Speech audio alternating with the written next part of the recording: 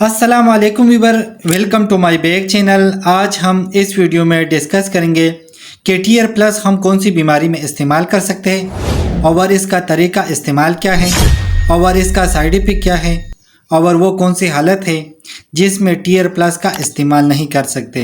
ये सब कुछ जाने इसी वीडियो में। सबसे पहले बात करेंगे टीयर प्लस की कंपोजिशन के बारे में।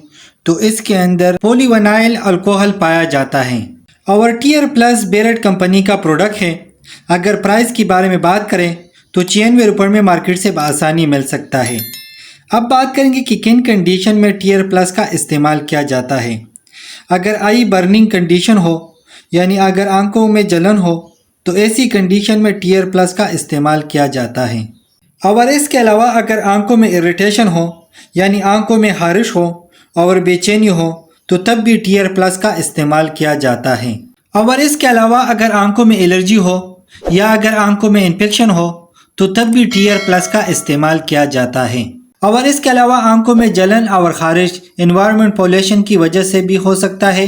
और जो लोग लेंस वगैरह इस्तेमाल करते हैं तो उनको अक्सर इरिटेशन होती है यानी आंखों में खारिश होती है, तो ऐसी कंडीशन में टीयर प्लस का इस्तेमाल किया जाता है। और इसके अलावा टीयर प्लस में लुब्रिकेंट भी मौजूद है। अक्सर आंखों में ड्राइनेस हो जाती है तो ऐसी कंडीशन में टीयर प्लस का इस्तेमाल मुफीद है। और इसके अलावा जो लोग ज़्यादा मोबाइल और कंप्यूटर इस्तेमाल करते हैं तो उन लोगों में आंखों में ड्राइनेस हो जाती है, तो ड्राइनेस को ख़त्म करने के लिए टीयर प्लस का इस्तेमाल मुफीद है। अब बात करेंगे तरीका इस्तेमाल के बारे में। तो टीयर प्लस दिन में 2 से 3 मरतबा इस्तेमाल कर सकते हैं। और जो लोग लेंस वगैरह इस्तेमाल करते हैं तो लेंस लगाने से 15 मिनट पहले टीयर प्लस का इस्तेमाल करें। और जो लोग टीयर प्लस लेंस के साथ इस्तेमाल करते हैं तो ऐसी कंडीशन में दवाई सही तरीके से जज़ब नहीं होती और मतलूबा रिजल्ट भी नहीं मिल पाता। और एक चीज़ का ख़ास ख्याल रखें कि कोई भी मेडिसिन डॉक्टर के मशवरे के बगैर इस्तेमाल ना करें। अब बात करते हैं साइड इफ़ेक्ट के बारे में।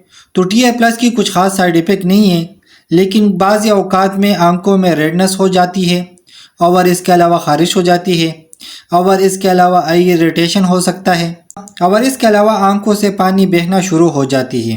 अब बात करेंगे कंट्राइंडिकेशन के बारे में कि वो कौन सी हालत है जिसमें टीयर प्लस का इस्तेमाल नहीं कर सकते। अगर किसी को हाइपर सेंसिटिविटी हो तो ऐसी कंडीशन में टीयर प्लस का इस्तेमाल ना करें।